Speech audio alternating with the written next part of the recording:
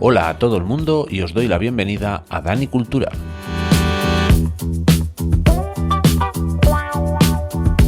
El podcast que con una visión permacultural va a tratar diferentes temas que seguro que te interesan.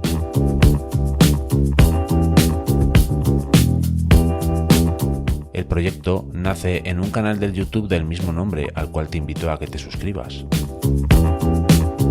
Formo parte de una red de podcast, Podcastidae. Échale una ojeada, seguro que hay algo que te interesa.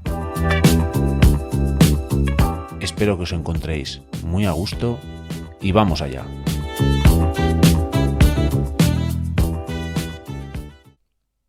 Pues efectivamente, vamos allá. Hola a todos y hola a todas a un nuevo episodio del podcast de Dani Cultura.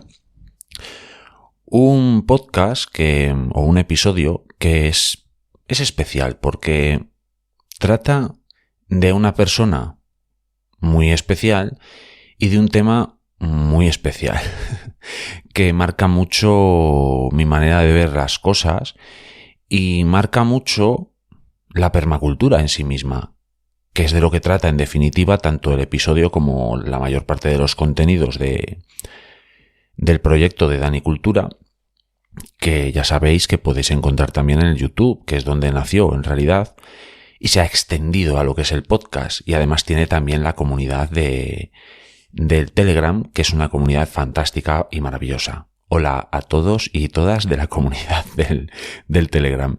Y si no estás dentro de la comunidad del Telegram, id allí porque si habéis llegado hasta este pequeño podcast, seguramente os interese la mayor parte de las cosas de las que hablamos allí y también os interesarán las cosas de las que hablo y muestro en el canal del YouTube. Así que id allí. Este es el momento spam del episodio de hoy.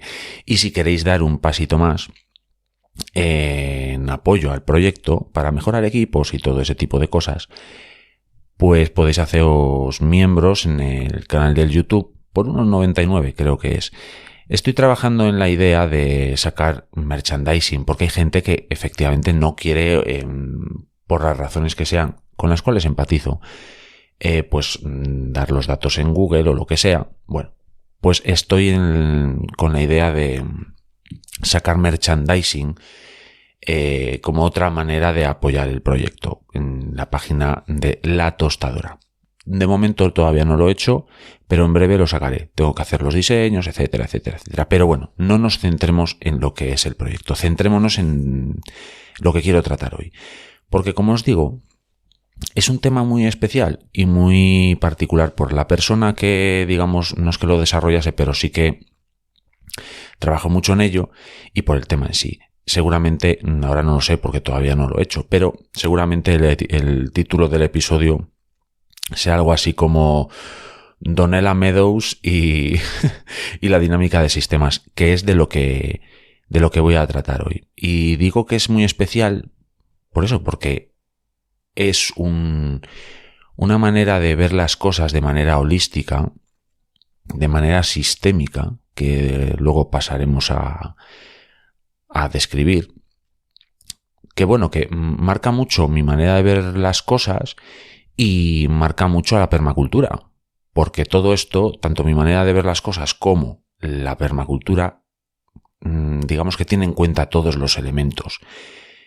Pero bueno, no voy a seguir avanzando en esto ahora mismo porque si no os hago spoiler de todo. Y vamos a empezar a desarrollar un poco este tema. Así que como os digo, hoy vamos a tratar de la dinámica de sistemas y vamos a hablar un poquito por encima de Donella Meadows.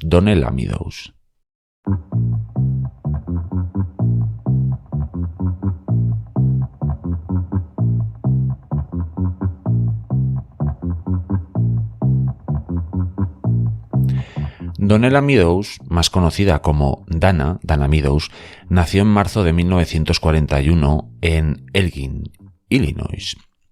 Y por desgracia, murió en febrero del 2001 en Hanover, New Hampshire, a los 59 años. Y digo por desgracia porque Dana Meadows tenía mucho que aportar a este mundo Y mira que ya había aportado muchísimo, ¿eh? Es de esas personas que dices, le quedaba mucho. Bueno, a casi todos nos queda. Cuando nos vamos de este mundo siempre nos queda algo. A Donella Meadows, a Dana, se la define de muchas maneras cada vez que se habla de ella. Se habla de ella como científica ambientalista, como pensadora ecologista, como escritora, como biofísica. Y también se habla de ella como especialista en dinámica de sistemas. Y esto último es muy interesante y sobre lo que vamos, como ya os dije antes, a hablar hoy.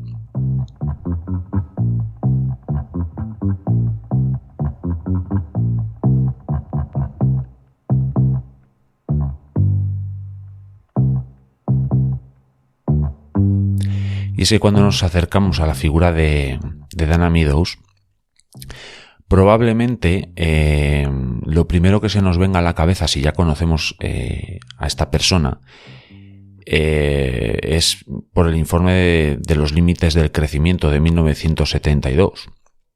Es un informe que se le encargó al Instituto Tecnológico de Massachusetts, al MIT, se le encargó a hacer este informe. ¿Quién lo encargó? El Club de Roma. En la elaboración de este informe intervinieron 17 profesionales, todos ellos dirigidos y coordinados por nuestra protagonista, por Donella Meadows. Este informe hace una proyección a 100 años del planeta. Bueno, pues de la evolución de diferentes aspectos, como tanto poblacionales como de desarrollo, bueno, etcétera. Y este informe se escribió siguiendo un modelo de simulación llamado el World 3. Y este World 3 es un modelo de simulación basado en la dinámica de sistemas, que es la especialidad de Donella Meadows. Este World 3, bueno, es un programa informático, al fin y a la postre. Se creó para realizar, como os digo, proyecciones sobre el futuro desarrollo del planeta, utilizando pues una gran base de datos pues con multitud de variables. Las proyecciones se basan en la interrelación de sistemas tales como la población mundial, el crecimiento industrial, la producción de alimentos, la disponibilidad de recursos, los límites de los ecosistemas de la Tierra, etcétera, etcétera, etcétera. Bueno, podéis consultar las gráficas de simulación que ofrece este informe de los límites del crecimiento. Son fácilmente encontrables en internet, y os hago un pequeño spoiler si no los habéis visto nunca. La cosa pinta fea. Y lo peor de todo, o bueno, lo peor por cómo estamos llevando este asunto, lo peor es que nunca jamás se han equivocado. Desde 1972 hasta la fecha actual, 2024, esas proyecciones no se han confundido. Y si lo veis, ¿qué pasa a partir de, pues eso, los principios del siglo XXI, que es en los que estamos? Pues a partir de la fecha en la que nos encontramos a día de hoy, en adelante, insisto, las cosas se ponen feas de verdad. Consultarlo en internet es muy interesante. Pero en el episodio de hoy no vamos a centrarnos en el informe de los límites del crecimiento. Ya habrá otra ocasión para ello, porque da para hablar largo y tendido, y es un tema que a mí me interesa mucho porque podemos, ligarlo pues con otros conceptos como de crecimiento que a mí me interesan bastante. Tengo una sensibilidad ante ese asunto. Pero bueno, Dana Meadows dedicó, como digo, su vida a estudiar los sistemas complejos y toda la maraña de interconexiones que se generan en ellos. Y por sistemas complejos estamos hablando de ecosistemas, de asociaciones de vecinos, de barrios, del mundo, de la economía mundial, etcétera, etcétera, etcétera, etcétera.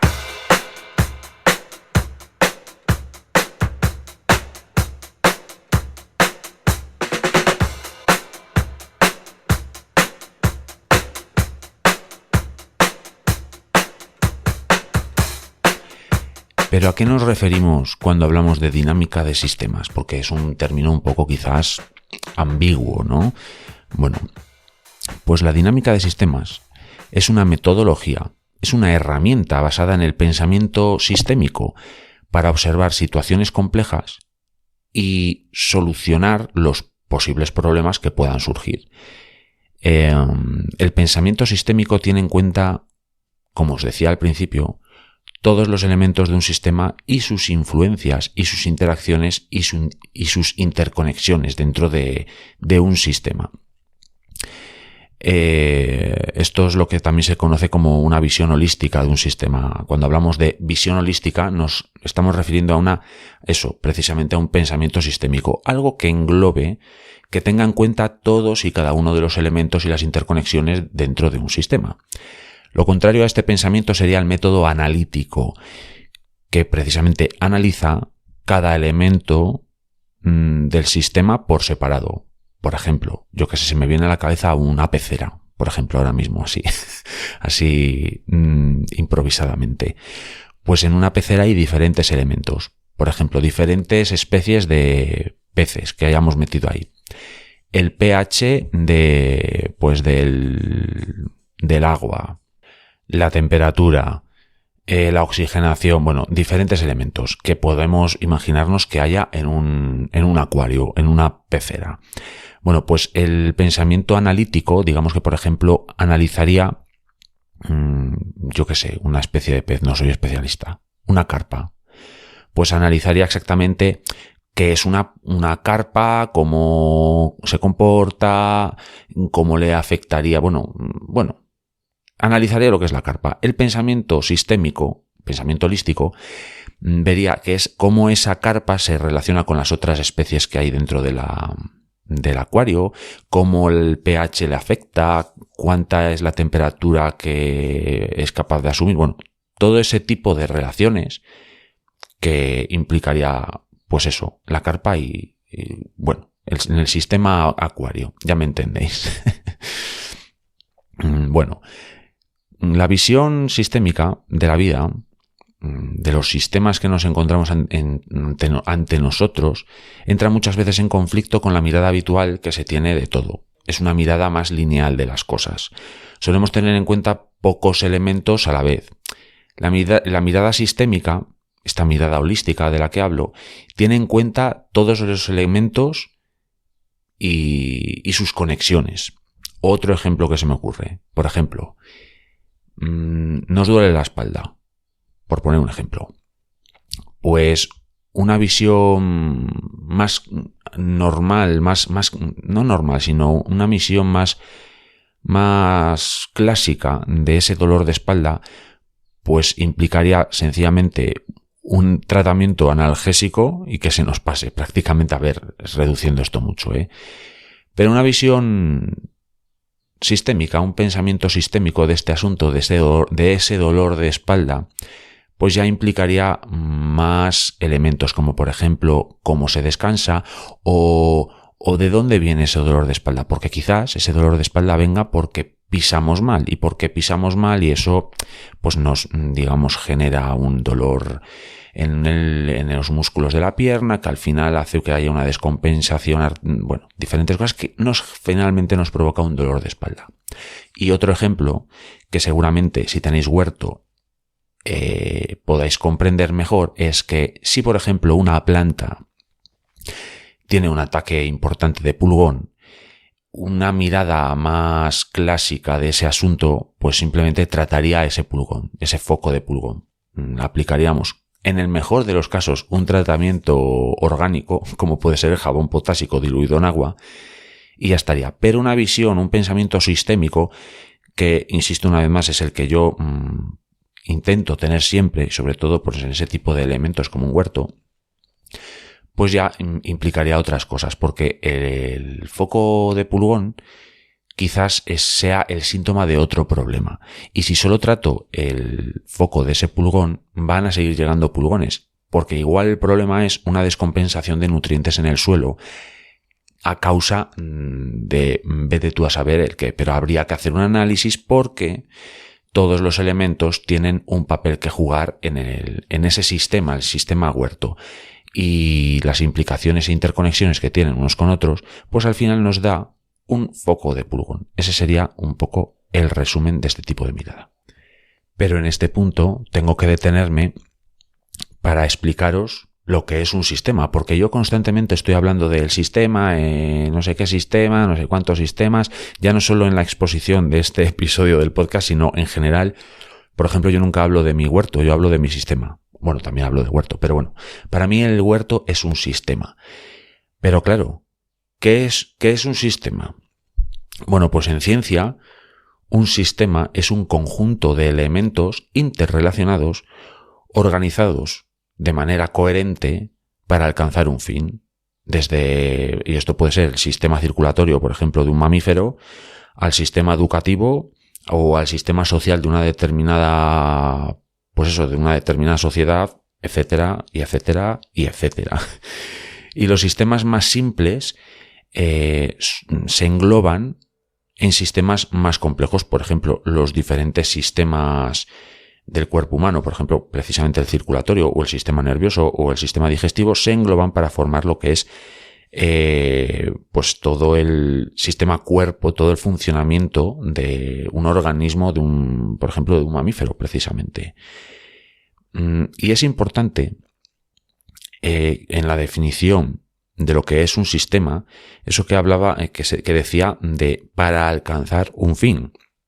Los elementos de un sistema han de, por decirlo así, remar en la misma dirección. Porque claro, si tenemos que en un sistema hay diferentes elementos, 10, imaginémonos, y 5 quieren remar al norte y 5 quieren remar al sur, pues eso no avanza. O avanza en una dirección que va mal. Ahí se generaría un problema. Por tanto, en los sistemas es importante que vayan todos en la misma dirección. Son para alcanzar un fin.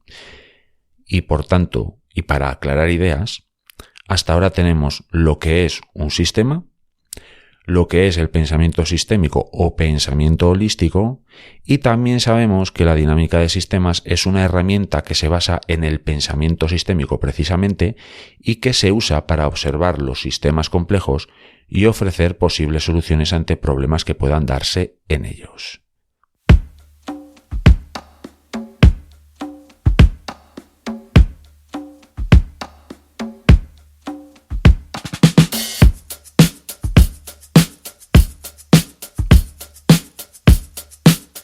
Volviendo a Donella, a Dana Meadows, os recuerdo que se dedicó toda su vida a estudiar los sistemas complejos y la maraña de interconexiones que se da en ellos. Veía a todo el mundo a través de la lógica de la dinámica de sistemas e iba por la vida identificando bucles positivos, bucles negativos, flujos de información, bloqueos, etc. Pero puede que os estéis preguntando ahora mismo, y llegados a este punto, ¿qué tiene que ver esto? ¿Qué tiene que ver esto con la permacultura?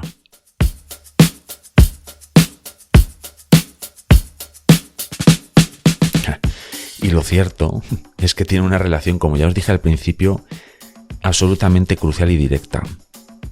Una relación muy fuerte porque la permacultura es un proceso de diseño de sistemas humanos. Y aquí ya empezamos a ver cierta relación. Sistemas humanos. Sistemas.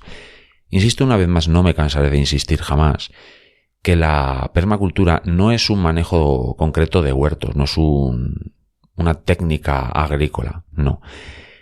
Tú puedes ser el mejor permacultor que hay sobre la faz de este planeta y no haber pisado en tu vida un huerto. Porque la permacultura es diseñar sistemas humanos. Puede ser un huerto, como puede ser una asociación de vecinos, un colectivo, un sindicato, por ejemplo, o lo que sea. Puede ser muchas cosas.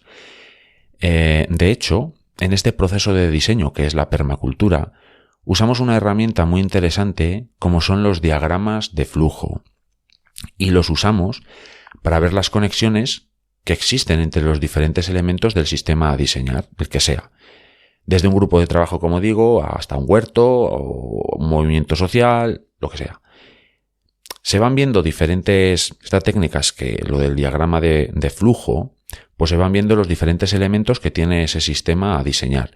Y vemos qué conexiones tienen entre sí y si se localiza un flujo de energía que llega a un elemento y de ahí no sale esa energía, ese flujo, pues ahí localizamos un problema, porque la permacultura, una de las metas que persigue es que la energía entre en un sistema, no se malgaste, no se pierda y no se desperdicie. Y para eso la energía, el flujo, ese flujo, de ahí el diagrama de flujos, pues tiene que fluir, no se tiene que perder. Y por ejemplo, os voy a poner un caso práctico para que lo podáis comprender.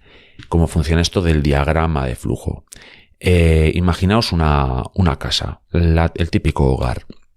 Pues ahí hay diferentes elementos, diferentes elementos que vais a entender ahora muy bien en qué se basa lo de perder esa energía o que fluya. En todos los hogares se generan restos de la cocina, del cocinado, pues restos de fruta, restos de verdura, las sobras de la comida, etc.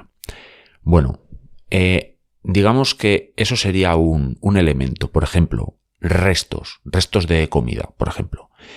Y de ahí lo rodearíamos con un círculo, por ejemplo, en un folio, ¿no? Restos de comida. Y de ahí sacaríamos una flecha, ¿no? Y entonces, habría dos opciones.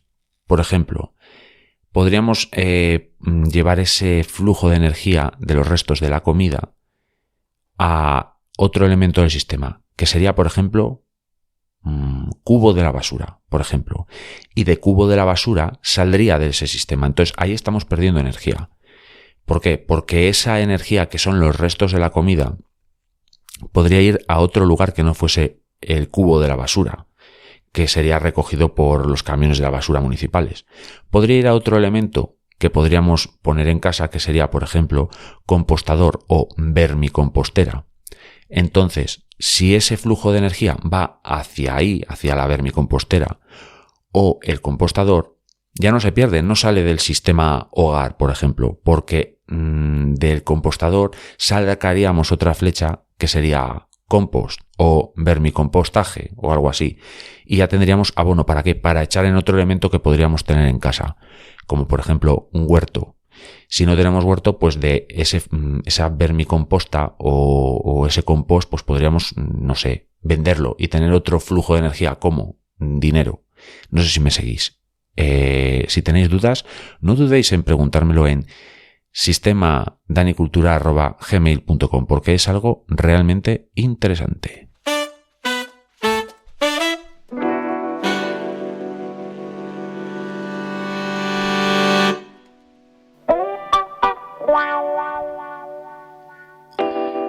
Dana Meadows, como os he dicho antes, en varias y repetidas ocasiones, pues ella el tema de la dinámica de sistemas lo tenía en la cabeza todo el rato, ahí, bien.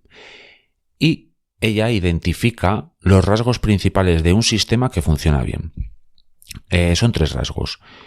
Resiliencia, que es la capacidad de recibir choques y reorganizarse sin perder su función e identidad. ¿Qué ejemplo podemos tener aquí? Pues, por ejemplo, vamos a pensar en un huerto, que es algo fácil. Pues un huerto que como sistema y que funcione bien, pues en caso de recibir algún tipo de, por ejemplo, un foco de pulgón, pues no tendría por qué verse muy afectado porque tiene esa capacidad de resiliencia si tiene el suelo vivo y tiene una gran biodiversidad con sus insectos auxiliares y benéficos, etc. Otra de las principales características de un sistema que funcione bien, Dana Meadows nos dice que puede ser es la autoorganización, que es la facultad de coordinar y sincronizar sus procesos sin necesidad de agentes externos. Y aquí un ejemplo, por ejemplo, puede ser la interacción entre las moléculas para formar células y posteriormente los órganos de los animales. Ahí no hay, una mano invisible que lo cree todo. Eso es, pues, porque ese tipo de elementos tienen una autoorganización. Y el tercer elemento que señala Dana Meadows como un rasgo principal de un sistema que funcione bien es la jerarquía. Si hay un fallo en uno de los subsistemas de los que se compone el sistema superior, no tiene por qué fallar el sistema al completo. Esta visión de la jerarquía no tiene que ver con conceptos como la dominación. Eso es otra cosa. Por ejemplo, vamos a pensar en un grupo de trabajo humano, de personas. El hecho de que uno de los subsistemas de los que se componga ese grupo de trabajo, una de las personas del grupo de trabajo, pues tenga un fallo, no tiene por qué suponer un fallo generalizado del sistema. Pero es que ese fallo, al final, tiene un superior jerárquico. Por simple lógica. Ese superior jerárquico tiene un grupo de trabajo de otros elementos, digamos. Esto no, como digo, no tiene que ver con la dominación. Esto es lo que vendría a relacionarse con un buen jefe, por ejemplo. Un jefe autoritario que precisamente ejerza una jerarquía de dominación seguramente funcione mal, porque los elementos no van a estar muy dispuestos a trabajar en cooperación con ese superior jerárquico. Pero si ese superior jerárquico coordina los trabajos y trabajamos todos en conjunto, pues la cosa fluye bastante mejor. Bueno, y una vez expuestas todas estas cosas de las que os he hablado, que entiendo que son muchas y quizás tengáis que volver a escuchar un par de veces el podcast para centrar ideas, hemos dicho que estamos hablando de dinámica de sistemas. Bueno, pero ¿para qué sirve de manera práctica la dinámica de sistemas? Habíamos dicho que esta dinámica de sistemas es una herramienta que podemos emplear para ver situaciones complejas, como este episodio, pues para ver situaciones complejas y solucionar posibles problemas que puedan surgir. Bueno, pero ¿esto cómo se hace? Dana Meadows, nuestra protagonista, para conseguir influir dentro de los sistemas complejos, identifica 12 elementos, 12 puntos de influencia, 12 puntos de palanca sobre los que podemos intervenir para generar un cambio precisamente en esos sistemas.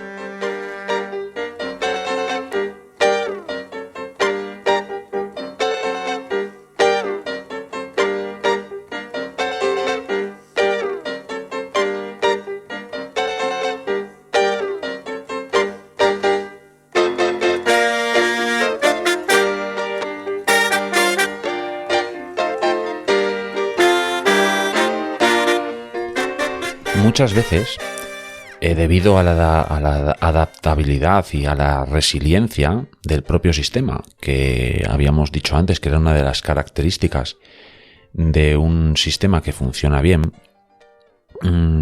pues el propio sistema absorbe rápidamente los cambios sin aparentes consecuencias. Sin embargo, un cambio en uno de estos puntos de influencia, uno de estos puntos de palanca, provoca de manera casi inevitable una modificación en el sistema, ya que precisamente esos puntos son puntos cruciales de ese sistema.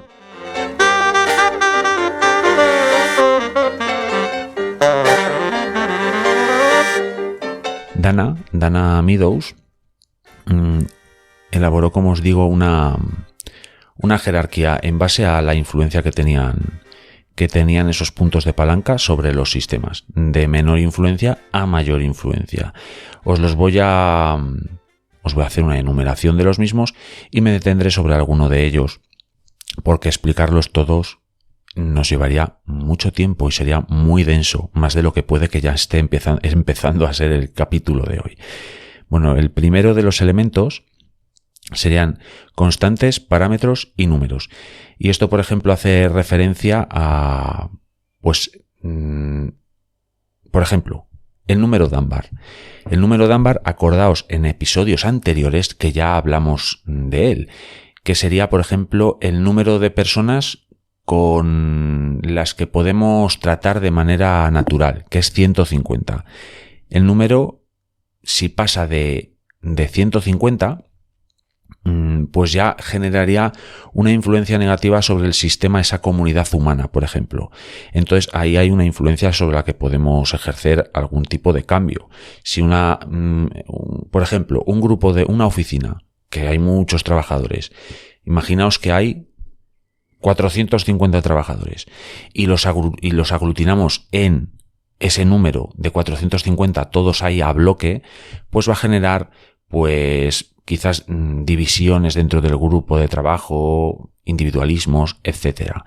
Pero si los agrupamos centrándonos en que el máximo número de personas sobre las que podemos tener, digamos, un trato natural es 150 y es ese grupo de trabajadores inferiores a ese número de 150, lo dividimos en diferentes secciones inferiores a 150, pues ahí estamos ejerciendo una acción muy importante.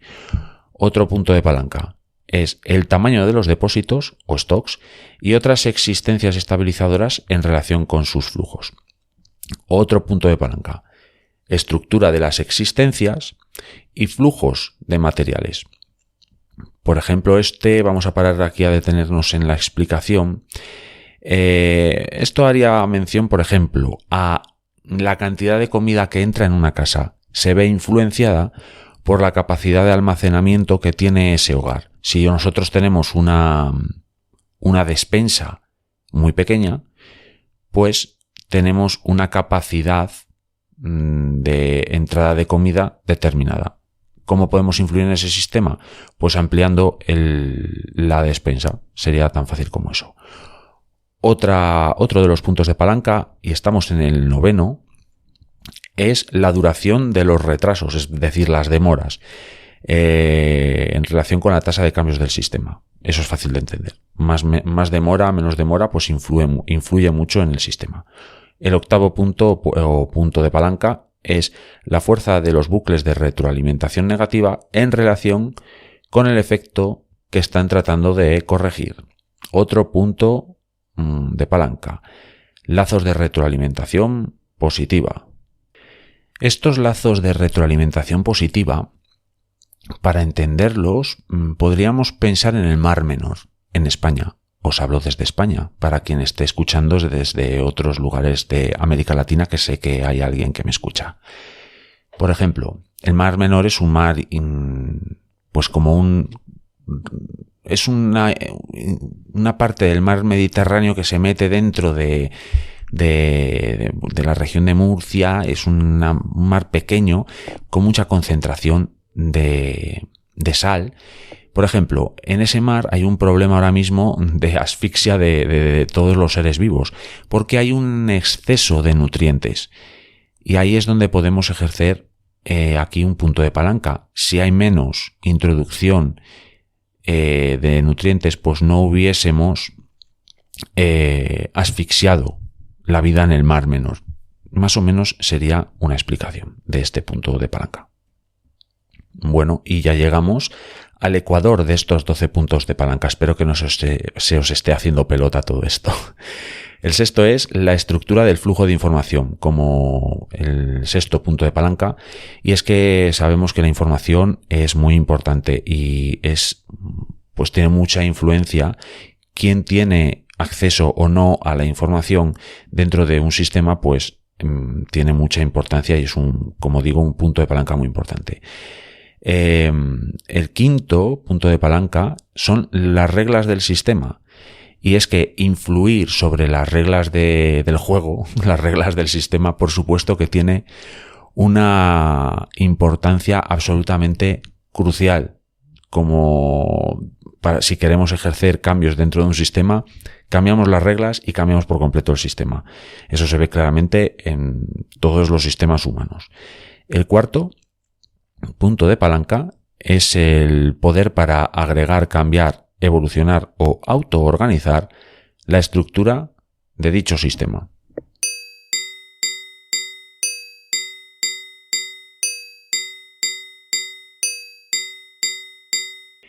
Y ya entramos dentro de los 3 últimos puntos de palanca, y estos ya son los que ya tienen una mayor influencia y capacidad de cambio dentro de un sistema. Y el tercero son los objetivos del sistema.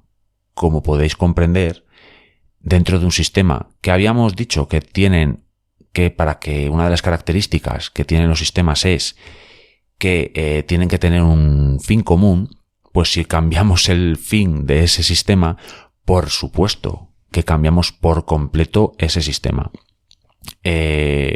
Imaginaos, por ejemplo, el sistema, el gobierno de un país, el que sea, da igual, o un gobierno, una ciudad, incluso el gobierno de una ciudad. Si tiene como objetivo, por ejemplo, mitigar las emisiones de gases de efecto invernadero, pues tiene dentro de ese sistema hay unas directrices claras, pues para mitigar ese tipo de gases de efecto invernadero, para mitigar el cambio climático y demás. Pero si, por ejemplo, llega un nuevo gobierno a esa ciudad y cambia esa norma, ese objetivo, y su objetivo es pues más coches en la ciudad, por ejemplo, pues por supuesto que cambia el sistema por completo. Este punto de palanca creo que es muy fácil de comprender. Y en el segundo puesto de puntos de palanca en importancia de los que hablaba Dana Meadows, nos encontramos con la mentalidad o paradigma de la que surge el sistema. Esto parece algo muy vago, muy amplio, pero lo vais a entender fácilmente. La mentalidad es algo que es mucho más importante que la normativa que haya en un país o en el mundo entero. Por ejemplo, ahora mismo hay una mentalidad muy amplia que considera la naturaleza como un lugar del que obtener, por ejemplo, pues materiales. Es como la despensa del mundo. Esa es la mentalidad del mundo actual. Y es así. Esa es la mentalidad que hay. Pero si consiguiésemos cambiar esa mentalidad y, por ejemplo, tuviésemos la mentalidad de muchos pueblos originarios que consideran la naturaleza como un dios, por ejemplo, ese sistema cambia por completo. Porque si, por ejemplo, dejamos de tener en cuenta que la naturaleza es la despensa del mundo y lo que tenemos que hacer es respetarla y tenerla en consideración como ya no os voy a decir como precisamente esos pueblos originarios, como un dios, pero sí que tuviésemos un concepto de la naturaleza como un elemento a respetar y no que simplemente sea un elemento a consumir, pues por supuesto que todo el sistema cambia, y yo creo que en este caso cambiaría mejor, en este ejemplo que os he puesto.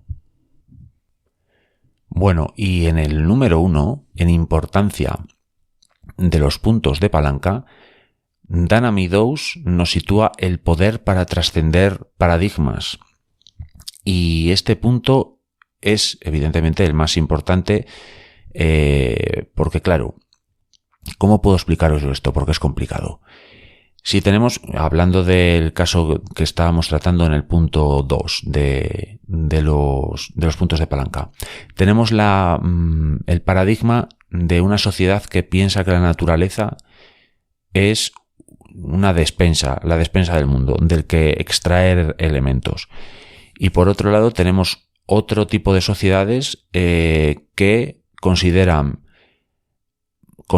la naturaleza como un dios, como muchos pueblos originarios, muchos nativos, por ejemplo los nativos americanos, etc. Bueno, pues el poder aglutinar ambas creencias en una nueva que mejore tanto una como la otra sería el trascender esos paradigmas para crear uno nuevo. Y entonces, por supuesto que eso cambiaría por completo un sistema. Es el punto de palanca más importante.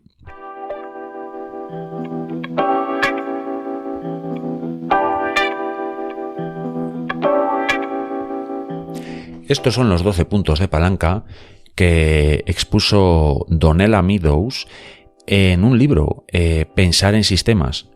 Se puede conseguir, se vende, es muy interesante. Yo lo tengo como uno de esos libros que tengo que leer sí o sí. Lo tengo en el archivo de tener que hacer.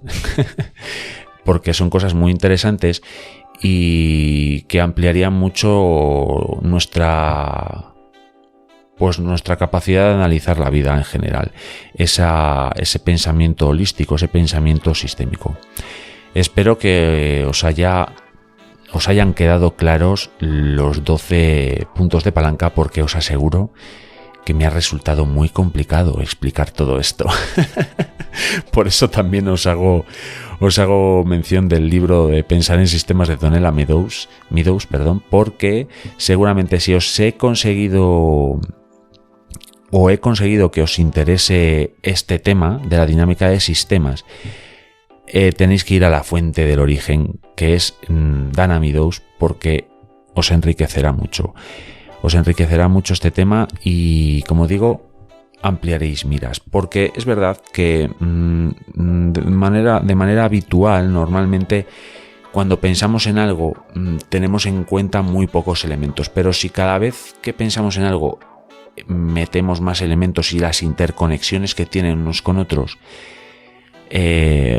vamos a enriquecernos y vamos a ver las cosas de una manera muy distinta. Sobre todo, en este caso, las relaciones humanas, por ejemplo, la empatía en sí mismo, esa cualidad que deberíamos de tener todos y todas muy presente, que cada vez hay menos empatía en el mundo, por cierto, es un poco mirada sistémica, porque ponernos en el lugar de otro ya implica unas conexiones y unas interconexiones en ese sistema, que al final una relación humana es un sistema de diferentes elementos que se interrelacionen entre sí. Es un sistema complejo y necesitamos tener una mirada holística, una mirada sistémica que mejoraría mucho las cosas en el mundo. Espero que este episodio os haya quedado claro, porque entiendo que es muy denso de explicar y me ha costado mucho. Me va a secar ahora el sudor de la frente y ya me diréis en comentarios qué os parece, qué os ha parecido y si os ha quedado medianamente claro. Para mí sería de mucha ayuda, porque me gustaría haber sido lo suficientemente conciso y didáctico para todas y todos, porque es un tema importantísimo. Y es un tema que al final tiene mucho que ver con la permacultura, como os dije, porque la permacultura al final es una mirada holística, una mirada sistémica de todos los elementos de los sistemas, que mejora, pues nos ayuda mucho a diseñar, pues eso, sistemas humanos que mejoren mucho la vida de todos y de todas. Así que nada. Espero que os haya gustado este episodio, espero que os haya quedado, insisto, claro, porque me ha costado explicar esto de los 12 puntos de palanca, y espero veros aquí en más ocasiones. Recordaros, una vez más, hay un canal del YouTube de Dani Cultura, hay un correo electrónico, por si queréis mandarme audios, que ya os he dicho que me resultaría muy interesante que me mandarais audios para, pues eso, poder hacer en algún momento un episodio con solo vuestros audios y comentar las cosas que podáis decir ahí. Recordaros lo de la comunidad del Telegram, el grupo del Telegram, en el que hay un gran número de personas que comentamos cosas y nos ayudamos los unos y los otros. Es muy interesante. Y ¿qué más deciros? Pues eso, que comentéis, que si os gustan las cosas estas, compartidlas, y sobre todo espero seguir teniéndoos por aquí.